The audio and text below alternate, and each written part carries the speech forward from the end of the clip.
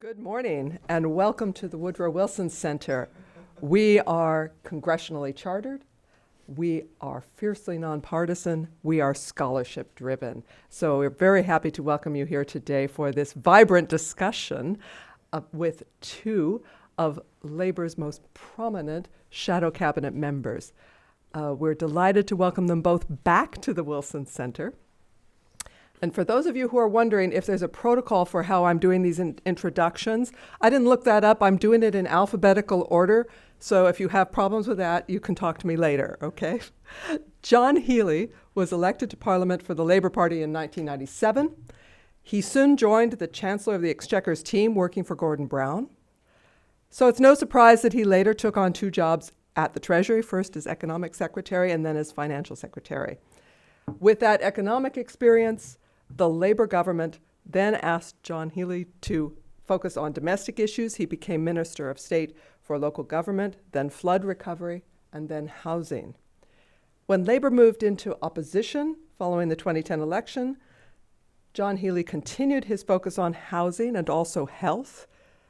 In April 2020, he shifted from that role to his current role as Shadow Secretary of State for Defence. We were honored to host him for a discussion last year, which you can find online. David Lammy has been a member of Parliament since the year 2000. In 2005, he served as Minister for Culture. Then in Gordon Brown's government, he became Minister for Higher Education at the new Department for Business Innovation and Skills. In 2020, Labour leader Keir Starmer appointed him as Shadow Secretary of State for Justice, and then moved him to his current role as Shadow Foreign Secretary. So that's the equivalent of our Secretary of State, Foreign Affairs Minister. Best of all, he is also a return guest here at Wilson. He joined us for a discussion in 2020 of how foreign policy and climate policy can produce new models of multilateralism. So we thank you for coming back. Huge welcome to both of you. I know we're going to have a vibrant discussion together. And just for everyone who's participating in the room and online, I do hope to have a couple of minutes for questions at the end. If you are online participants, send them to gep@wilsoncenter.org. And if you're in the room, make them short and snappy, okay? Thank you. So I'm going to toss out a question to both of you at the start, and I'm going to let you figure out the order in which you want to answer them, okay? I think your joint appearance here and all of the meetings that you've been having in Washington this week shows the importance of integration between these two ministries. So I'd like to start with what you both see as the key challenges for foreign and security policy for the potential Labour government. And I'm assuming there's an election either in the spring or the fall of next year, and nobody knows for sure. There are so many areas where U.S. policymakers will want to know your approach, both continuity and change. And that includes Ukraine and the war in Europe, but also how to support Ukraine's reconstruction in the future. And I'm going to toss this question out. What does Britain uniquely bring to these tasks, and how would a Labour government approach them? And with that cosmic question, I open it up to the two of you. Well, look, let me just begin and thank the Wilson Center so much for having us both here. It is very important, I think, for John and I to be here together to underlie the importance of foreign affairs and defense at this particular geopolitical moment. And clearly, we're in the United States because the relationship between the UK and the US is so central, frankly, to the rules-based order that we all enjoy. And we want to stress that there are huge points of continuity going forward. We're very conscious, by the way, that we are here at a time when there is a debate here in Washington that we have detected in various meetings on the Hill around support for Ukraine. We want to make clear that there is not that debate in the UK. There is a bipartisan position right across the political establishment in the UK that we have to stand with the Ukrainian people for as long as it takes, and that we have to repel Putin in his imperial ambitions, frankly. So we bring that message very centrally, but it is good to listen to colleagues and the various points of view, not so much, I think, on the business of standing with Ukraine, but the strategy and what it takes to achieve that going forward. I think that we are also conscious that we are here in a very changing global environment. A global environment in which the United States is not the only superpower in the world. China clearly has emerged as a significant economy representing a fifth of the world's global economy. And following their Congress in October, a more aggressive posture, and we are very conscious of the concerns in the China Seas and the Taiwan Straits, and therefore the discussions that we continue to have about Britain's role in the Indo-Pacific, very important. AUKUS, we have joined TCPPP, very important as well.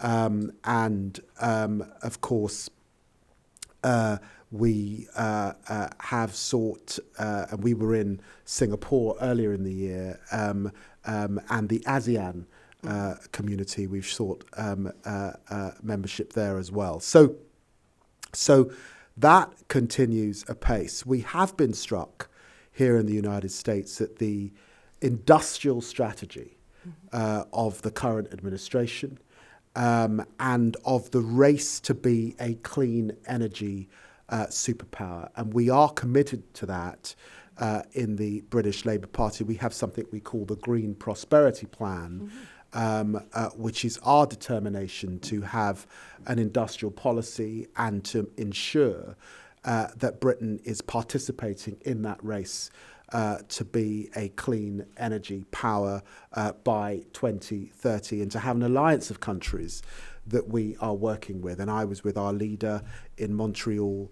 Now I lose track, but it was actually at the weekend, and then to France, and then to here. I think one other area that I think is important for me to stress is Europe.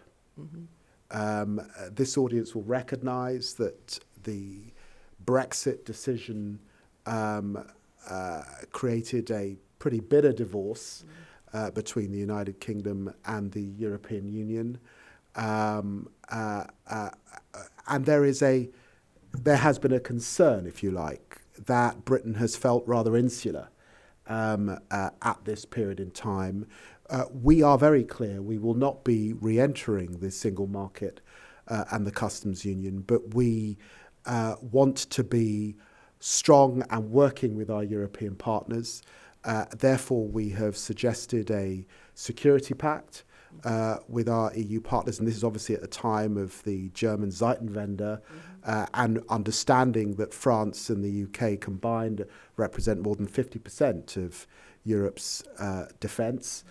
So hugely important, I think, to be working with our European colleagues after a very difficult period. And of course, we're conscious. The last time I was here in Washington, many people raising concerns about Northern Ireland.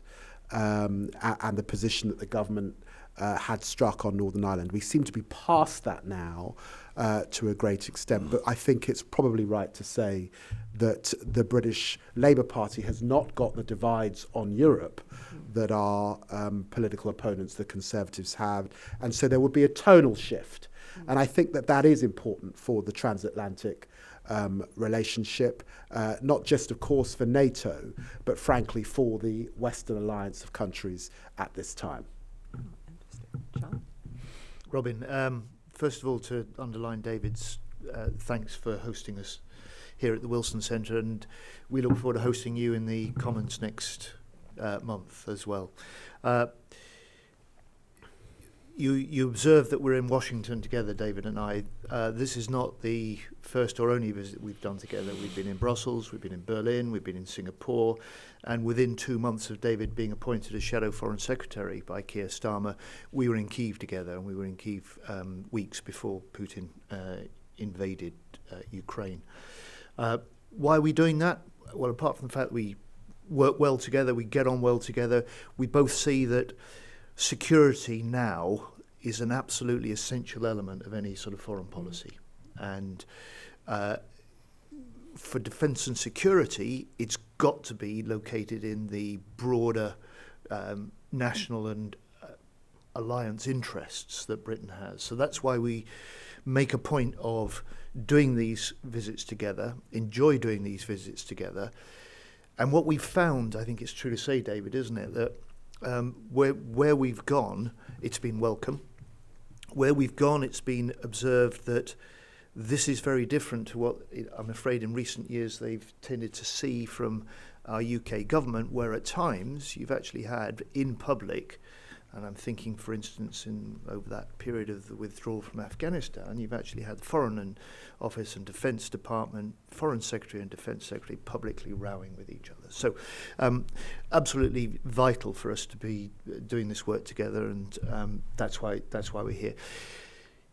You've invited me. Let me try and take up your invitation. I think you said continuity and change. So let me pick up that continuity. There's a way to go, and we're the last people to take this for granted. At the next election next year, both of us served under Tony Blair. Both of us remember him ahead of the 1997 election saying, "I am the eternal warrior against complacency." And in many ways, Keir Starmer is giving the shadow cabinet exactly the same instructions. But on continuity, if we were forming a government, there may be a change at the election next year to Labour. There'll be no change in Britain's resolve to stand with Ukraine for as long as it takes to confront what we must consider as likely long-term aggression from Russia and pursue Putin for his war crimes. There is an important, particularly I think we're conscious here, David, aren't we, that this isn't just about Ukraine winning. It isn't just about trying to contain and deter further Russian aggression. There is a deterrent effect for a country like China, uncertain if it sees Western allies strong, Western allies willing to support a country like Ukraine fighting for the values that we share with them as well. So there is when Jens Stoltenberg says there is a direct connection between North Atlantic area and the Indo-Pacific, I think that's the sort of defence and deterrent link he sees. So there'll be no change to that British resolve. There'll be no change, as David said, to the UK regarding the US as our most essential ally, especially on military and intelligence, especially now. And we have had discussions, and we will be looking as a Labour government to reinforce that relationship for the future. Third, there will be no change to the commitment the current government, in a better balanced way, has now made to the Indo-Pacific. So we'll build on that commitment to the Indo-Pacific, and in particular, we are totally committed to our part in making the AUKUS strategic arrangement work well. On change, you will see a stronger priority as a homeland security, a homeland defence and NATO first concern. So I've said that in the first 100 days of a new government, we would apply a NATO test to the major projects. We want to make sure that we can settle the growing questions about can Britain fulfil in full its obligations to NATO. We want to make sure that over the next 5-10 years, Britain is the leading European nation in NATO, and we're conscious that this will be a context in which the European nations together need to do more of the heavy lifting within NATO, as America quite rightly is more strategically concerned with the Indo-Pacific. You will see, secondly, a change. You will see Keir Starmer, and you've seen him with David Lammy this week, starting to indicate that we will look to rebuild relations with key European allies. We'll do that because if we want to make Britain's place in the world, if we want to make Brexit work better, we have to do that. Those relations were badly damaged during the Brexit negotiation process, sometimes willfully so by Conservative ministers. So I've been doing a lot of work with Germany, scoping out the potential for a wide-ranging defence and security agreement with Germany. I'd like to see, within 6 months of an election, a Starmer-Schultz agreement on that. We need to reboot, and I've started to do some of the early discussions with the French on how you would reboot the Lancaster House Agreement. It's some critical areas there that have essentially been set to one side and are in abeyance. And as David has said, both he and I have talked about the need for a security and defence cooperation structured with the European Union, and potentially we'd like to get to the point where we could strike some sort of pact or agreement. Finally, deeply unsexy, low political status, but I think for the first time we have to recognise that deep defence procurement and acquisition reform is a must-do for the Defence Secretary in any new government, not just the Defence Procurement Minister. I'm going to follow up on that a little bit with both of you, because you raised the question of capabilities for deterrence, and of course you're looking at re-engaging with Europe and trying to bring along the Lancaster House Agreement, which I remember very well, and trying to put some additional focus on that. How difficult will it be to ensure that you have the capabilities both now and in the future to match that? It's something that Washington has always valued, that full spectrum of capabilities that Britain brings to defense. Will you do another defense and security review, for example? Short answer, yes. We can't make those decisions without doing that. Mm-hmm. Robin, I remember you being quite astonished when we first discussed this, but we have a very different system in the UK to the US here. So senior parliamentarians or figures in the official opposition have no access at all to any classified information or briefings. So our ability to make those sort of judgment calls, to assess the sort of costs, the sort of threats that our adversaries pose, the capabilities that we've got and may need, and our own vulnerabilities in the UK, requires us to win the election and be on the other side. So I've said, and we've made the commitment, that within that first year of a new government, we'll undertake a full defence and security strategic review, and it'll be there that we make the decisions and try and settle our commitments and our budgets in close consultation with allies and our developing role in NATO. Wonderful. I want to ask a question about the links between diplomacy, defense, and development. Great. Because this is something that you have actually consolidated development within the FCO in the Foreign Office, and that was a change over the last few years. Can you each tell me a little bit about how you see that? Well, look, let me just say that we think it was a big strategic mistake of the government to abolish the Department for International Development. It was an outsized department, a global leader.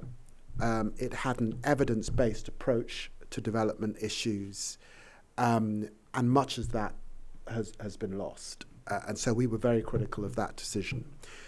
We also are critical of the decision to depart from the 0.7% commitment of GDP to development, and then to spend a lot of what is left on effectively housing refugees in hotels across the United Kingdom. And I have been surprised, frankly, in coming into this role at the level of concern in the Global South. Now, I might say that is not just directed at the United Kingdom, it's directed at the West as a whole, but I think there's a considerable amount of work to do.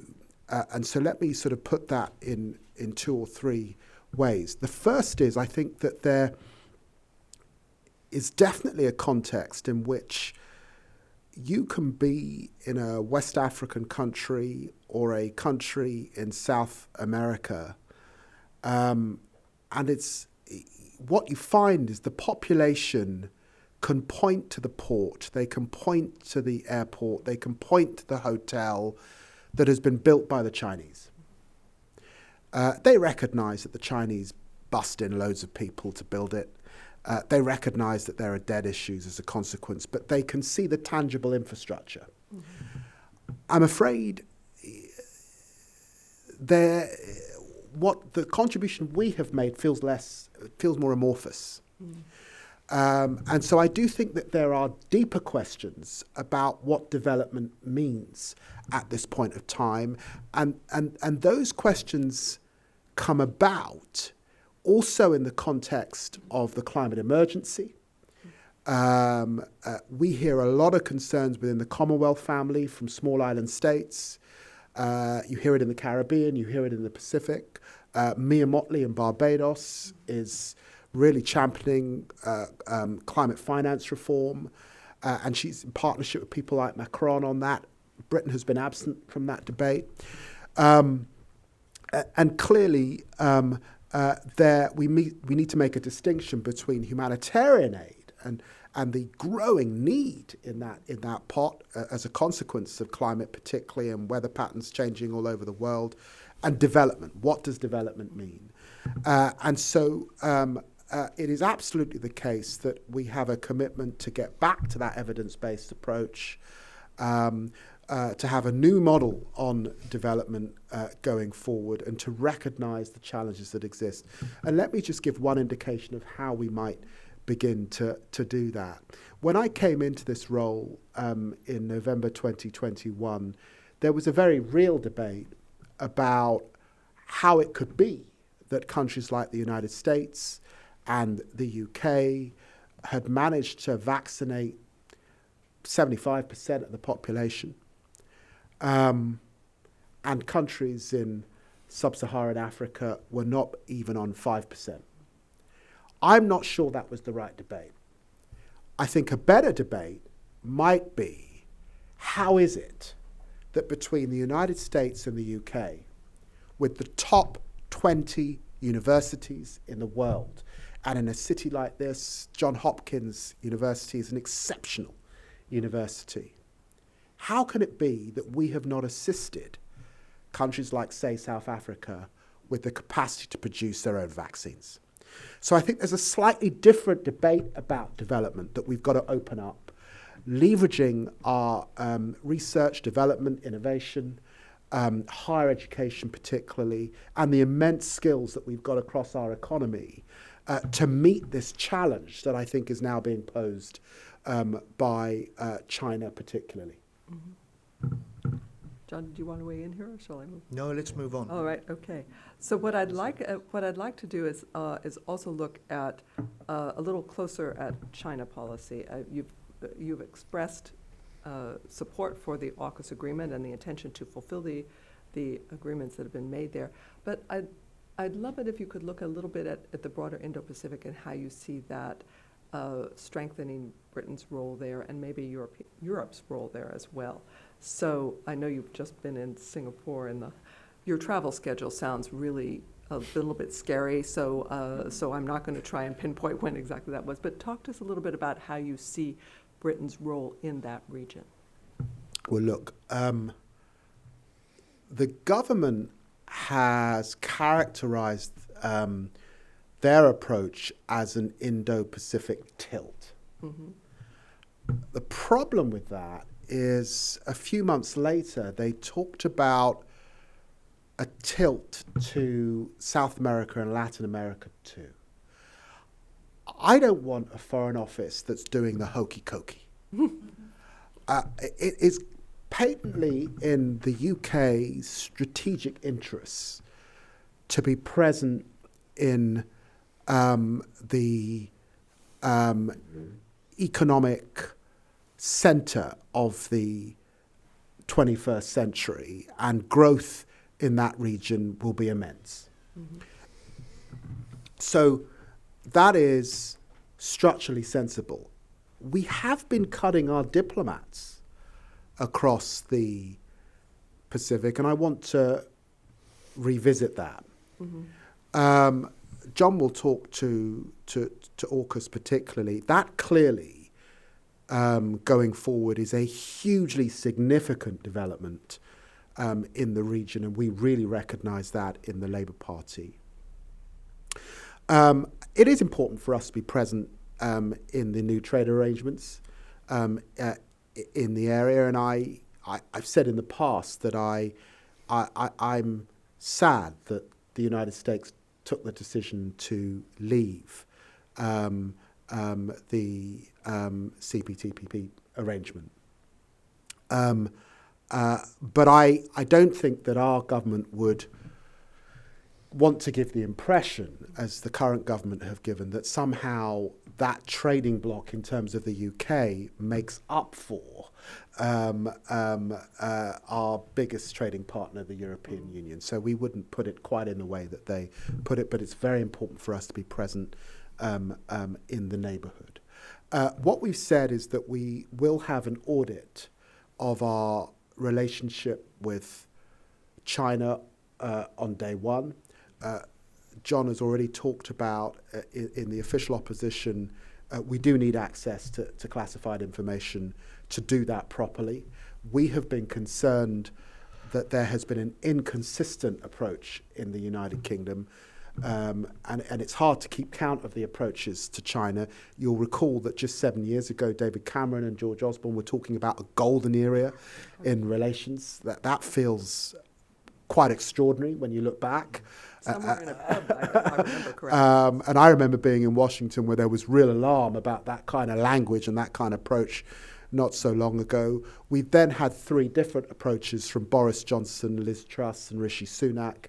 And then there are big Conservative grandees like Chris Patten, a former governor of Hong Kong, who've raised real alarm bells about the UK approach, never minding Duncan Smith, former leader of the Conservative Party, who's pretty hawkish on these issues. We need a consistent approach, is what we need. We need to recognise that, of course, there are threats at this time, and you'll have seen the debates around espionage from China to our way of life in the UK. But, of course, we also recognise, as is the case here in the US, trade is actually rising with China. We've got 140,000 students in higher education at our universities. But we need a consistent approach that lasts, if you like, a generation, that gives a certain sort of certainty, to the way that we should approach China. And that must be based on competition, challenge, and cooperation in areas like climate where we can. So I think consistency is fundamental. It's been lacking. The shorter backstory to the longer inconsistency that we've seen from British government over the Indo-Pacific and China has been really over the last 2 to 3 years. And I just dwell on this, Robin, because I think it's got us finally into a better place. When the UK government produced what it called its integrated review in 2021, that was a good thing. It was needed post-Brexit. With the trends in the world, taking stock of Britain's interests, Britain's place, Britain's alliances and obligations in the world was important. But it became a piece of Boris Johnson's propaganda at that stage. So it was launched with a bombast about global Britain that was essentially at that time anywhere but Europe. And the much vaunted tilt to the Indo-Pacific was hugely oversold by Boris Johnson. We worked hard both on a sort of detailed critique and challenge and in debates over the period that followed. When the government then really had to rethink because of Putin's invasion of Ukraine, which really stopped this short, and then they said, well, we need to review this. We need to refresh the integrated review. We offered to play a part in that process. And I offered to play a part in the sister document, the Defence refresh, because in our view, we needed these documents to be Britain's strategic plan, not just the plan of the current set of ministers that happened to be in government at the time. We wanted to try and have a more consistent UK approach, not just for ourselves, because you can never put together the sort of longer term elements that are required for a national strategy unless you do have a consistency, but also, for goodness sake, for the closest allies that need to work out how they deal with us. So we're in a position now where with the refresh, the government rightly, in our view, said the tilt to the Indo-Pacific has been delivered. The question now is, what do we do and how do we go forward? So there is a good deal more that we can do on through diplomacy, through technology, through capabilities, through industrial cooperation. I've cautioned a certain realism, particularly in light of the way that Boris Johnson was posturing 2 or 3 years ago about the scope for British military deployments in the region. Important at times, but I don't want Britain to be misleading people. So in the field that I shadow, then the AUKUS agreement is much more than a big submarine building program. We have a government at the moment that hasn't grasped that, isn't leading it in the way that it requires, and there's a risk that we're start falling off the pace compared to the way that the US and the Australians are seeing it. It's been very telling, David, hasn't it? In conversations we've had during this week in Washington, people have described AUKUS as golden. They've described it as a once-in-a-generation opportunity. Now, you don't get that language in the UK and UK government. And if you want one little measure of that, probably the most important and certainly the most immediate potential in the AUKUS agreement is Pillar 2. And yet in the UK, the person designated to lead the UK's efforts on Pillar 2 is the most junior minister in the Defence Department. And so lack of leadership, lack of vision, and lack of integrated government and seeing this as a huge strategic commitment, really important to the Indo-Pacific, not just a subs building programme for the future. The other industrial and military link-up that is significant is the next generation fighter project, where the UK is partnered with Japan and Italy in leading that. I have to say I've been quite encouraged in the conversations this week, Robin. I had thought that there'd been we might get a sort of American backlash to that. You know, what are you doing this? We can do it better. Why aren't you going with us? Actually, there's a bigger view that's taken of this, that type of particular UK, Japan with Italy as well, is a really important consolidation of allies that plays a part in, let's say this, I said it earlier on, it seems to me our general strategic task in a variety of different ways is to build up the degree of deterrence that there is in the Indo-Pacific. So that when you hear the administration here saying an invasion of Taiwan or any aggression towards Taiwan is neither imminent or inevitable, that it remains neither imminent or inevitable for the longer term. So I think that's the sort of contribution in which we have to play a part as the UK. And certainly if we got a Labour government, it would be those commitments and that recognition will be at the heart of the Strategic Defence and Security Review that we undertake in our first year. That's a great answer for the deterrence question, and I think people sometimes forget that deterrence requires that you have both strength and planning, and you are putting the resources towards it, so thank you for that. John, I'm going to remind you of something you said last year, and that was that Labour wanted to make Britain democracy's most reliable ally. Can I ask you both to comment on how you see that process? Because sure. That would be, it could be that in 9 to 12 months you are in office and pursuing that policy. Shall I go first, David, and then you can? So the two components, democracy and reliable ally. It's pretty hard to argue that in recent years the British government has been a reliable ally.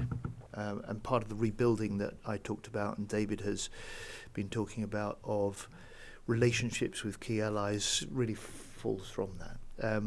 And it runs completely counter to really deep-seated British values and a deep-seated British reputation for being consistent, conscious and absolutely abiding by the rule of international law.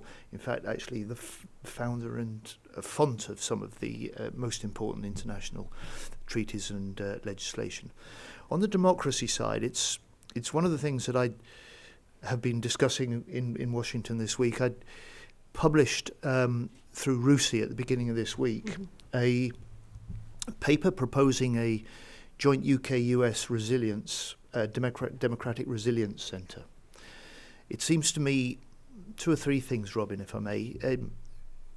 Both our countries should be on high alert for our elections in 2024.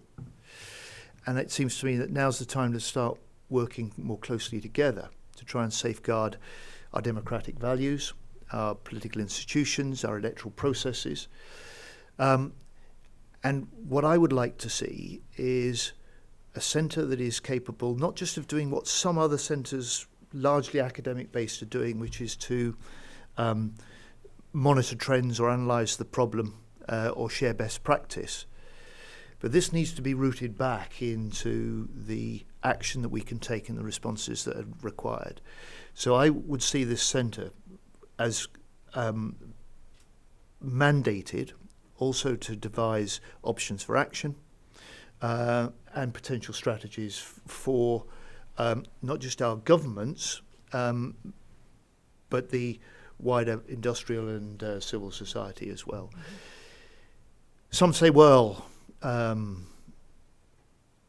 say, isn't this a sort of lefty idea? Actually, this derives directly from NATO's basic threat assessment. And so if you go back to the 22 strategic concept, if you go back to the Vilnius communique earlier this year, you will see NATO saying resilience is an essential basis for effective defence and deterrence and for the fulfilment of our core NATO tasks. So it is right at the heart, irrespective of the evidence that we have of the attacks on our electoral process in the UK and the US. But to get NATO to take that step requires the unanimity of all partners. And so I would like to see the UK and the US taking that step together with other NATO nations able to opt in from the start.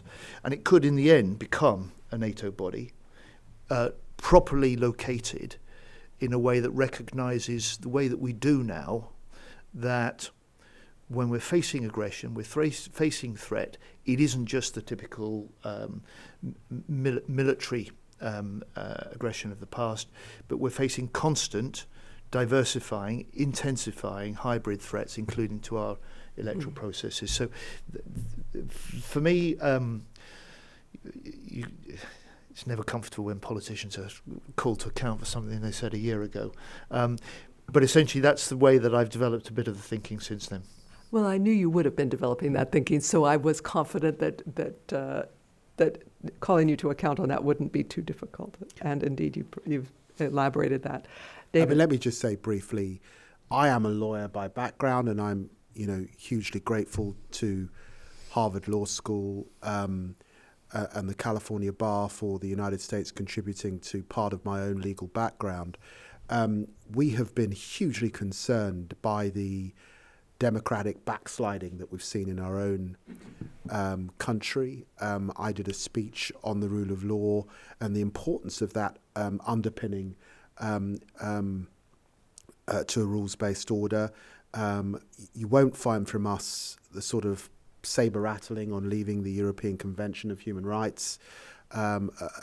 Churchill was one of the founding fathers of the European human rights order that we now have, and London is a centre, an important centre for dispute resolution, probably the world's most important centre for dispute resolution across the world. I just want to pick up on John's last point there.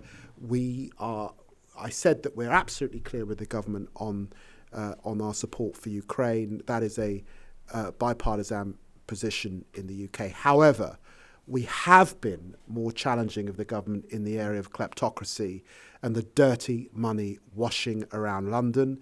Our US colleagues have been keen to point this out to us. They were raising concerns about Russian money in London, and we think the government have been slow to act, and there's more to do there. And we think that there is a broader front in relation to corruption that we have to take, on in a very serious fashion globally, and that concerns countries beyond, of course, just Russia. And I am very concerned that democratic ideals and conflict is more than just the conventional warfare that we've been used to. The truth is that our enemies are using misinformation and disinformation to undermine democracy, particularly in parts of the global south. We're concerned about interference in our own electoral processes, but there are clearly countries in the world, very fragile states indeed, in which there are hostile actors deliberately, I think, undermining democracy, and we have to act, and we can only do that together. Excellent. So we've got a few minutes, and I'm going to take a couple of questions from what I know is a vibrantly interested audience, okay? So I'm going to bundle two. Here's my plea. Keep them short. Tell me who you are, okay? All right. I'm going to start here. And y'all need to wait for a microphone because otherwise the online audience won't hear. Thank you very much. I desperately hope not to be the first being British, but I live and work here in Washington, D.C. Proudest affiliation is alumnus of the Wilson Center. I'm currently representing, among other things, GlobSec, Central and Eastern Europe's leading foreign affairs think tank, and it's to Ukraine that I wanted to move the discussion. You'll have seen what's been happening in Poland. A critical ally right on the front line. And I guess this question is speculative but not hypothetical. You're not actually in government, but you have to think about, the risks of fragmentation in the alliance over Ukraine. And I wonder whether you've been having discussions or what you think generally, if you can't talk about discussions with your US colleagues and with colleagues in Germany, that if we do start to see some fragmentation in the alliance over Ukraine, that Britain will remain rock solid, regardless of what other countries do, in line with the United States and Germany and other key allies. Thank you very much. I'm going to take two more questions before we toss this for answers. So I think here, all right. I'm going to end up with everything on this side of the room. So, all right, quickly, and then I'll come over here. All right, sorry. Thank you both for your insights today. I'm Krishnamari from PEN America. I was curious to know how a Labour government would counter transnational repression by authoritarian regimes against critics on British soil. Excellent short length. Love that. One more question here, and then I'm going to come back. I'm taking four. All right, so here and there. Thank you. Hi, my name's Catherine Wells. I'm from the UK, but I'm a graduate student at Georgetown, and I'm interning at the Wilson Centre. So my question is, what is the Labour Party's stance on the UK's artificial intelligence capabilities, especially like in the realm of defence? All right, and one more right here. Thank you for allowing me to bundle these up. Hi, Eric Holland with Equinor, the Norwegian energy company. The war in Ukraine has put extra emphasis on the role of energy security. What role do you see the UK playing in energy security? I mean, domestically, of course, but also for the broader European region. Okay, some wildly diverse areas, so I'm tossing it over to you. I'll go very quickly on the questions that I think pertain to me. We are very serious about being a clean energy superpower by 2030. You would see a massive acceleration in that area if we are privileged enough to lead the country after the next general election. We want to build an alliance of countries, and we mustn't. You know, part of that is security interests. We cannot have Putin able to put his foot on the neck of European countries through interdependence in the way that we have seen. So that's our posture, and we're very, very clear about that. We have seen the sorts of threats that you underline from Iran in the UK. We take those very seriously, and whilst I said we haven't got access to all of the intelligence, of course, where necessary, under what we call Privy Council rules, we are able to understand threats that exist, and Iran is one of those countries we've been very, very concerned about. And just briefly on Ukraine, it's hugely important that we are united and that there is a united front across NATO countries. I think we do have to recognise we are democracies, and some of the noises off tend to be part of the democratic process, usually closer to election cycles. And we've seen some of that here in the United States. That's healthy. There's a healthy debate in democracies, and we have to recognise that for what it is and not overstate, I think, some of the issues that raises. Yeah. So on AI, I think in opposition, our general role has been to try and push the government to take this more seriously, to give it more attention, both to explore the potential and look at some of the sort of consequences from that. We've been involved for the last 5 or 6 years in something similar over online regulation, and we're getting there, and we welcome the UK summit that's set to take place in London in November on AI, and that's been a good move. The short answer, will Britain stand firm? Yes. Let's hope this is short-term turbulence. No coincidence, there's elections in Poland next month. But the task of holding the solidarity and the broader alliance of support together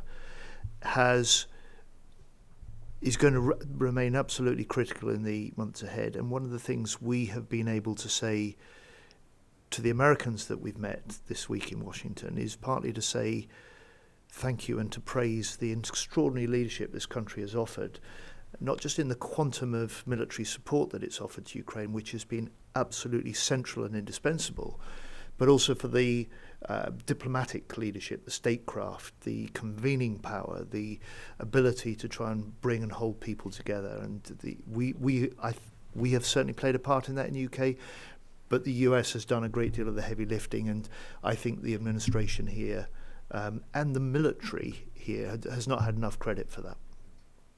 Okay. I think we probably have time for one more question, so I'm going to say right here. And a big apology to anybody who has questions online and so forth that I haven't been able to take. Hi, good morning. Aaron Dawson, King's College London.